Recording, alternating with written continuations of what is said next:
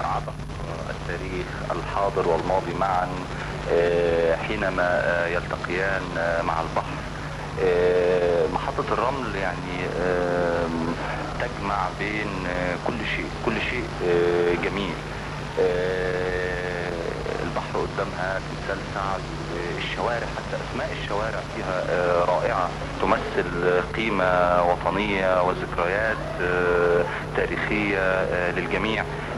محطة الرمل موجودة زي ما كلنا عارفين في مفترق الطرق، بحري، حي بحري الرائع بكل ما يمثله من عبق وتاريخ وسحر. كوم الدكة بكل ما يمثله من قيمة فنية ارتبطت باسم الراحل سيد درويش. تقريبا هي خط فاصل بين اسكندرية العتيقة واسكندرية الحديثة، يعني بعدها مثلا المنشية وباب شرق، وبعد كده يبدأ بقى ربما الأحياء التي لم تكن قد وجدت قبل ذلك. يعني يا دكتور خالد، انا يعني عايز حضرتك تاخذ المستمع العربي وتاخذني من يدي وتعرفني على هذه المحطه، محطه الرمل، والاماكن المحيطه بها وكيف نذهب اليها وماذا نشاهد فيها، يعني حتى يستطيع ان يصل المكان الى اذن المستمع العربي ويراه باذنه. تبدأ بالفعل من البحر، تنظر تجد سعد يطل عليك بجلاله وهيبته وتاريخه. سعد زغلول يعني ده شيء ملك المصريين.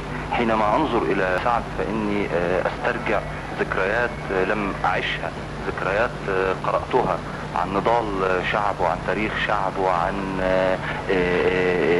وحدة وطنية رائعة تجلت في هذا الشعب، عن كفاح وزعامة وبطولة. راجل بالفعل كان يحب مصر، والمصريون جميعا يفتخرون بهذا الرجل الذي قدم عصارته جاهزة للمصريين.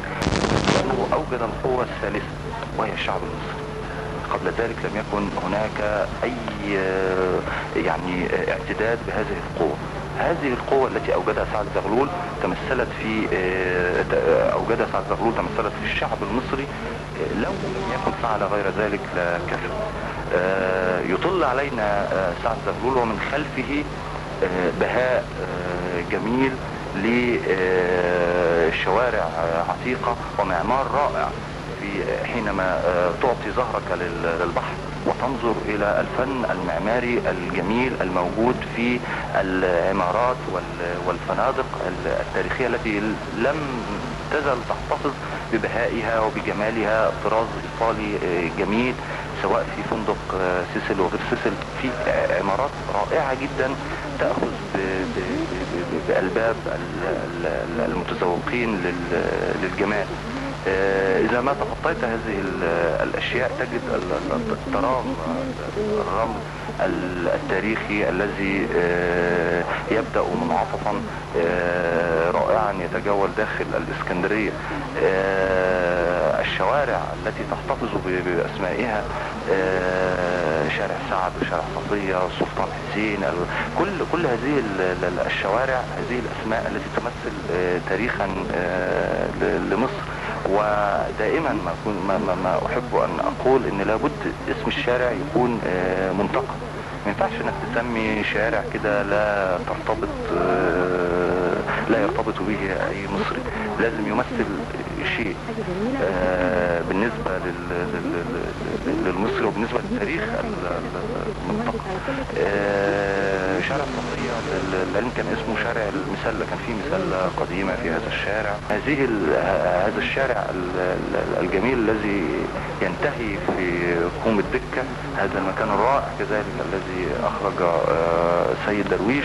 هذه المقاهي الجميلة التي يرتادها المثقفون والأدباء والسياسيون، هذه الملتقيات الحميمة التي يرتادها العاشقون ويرتادها المتجولون من الإسكندرية ومن خارج الإسكندرية.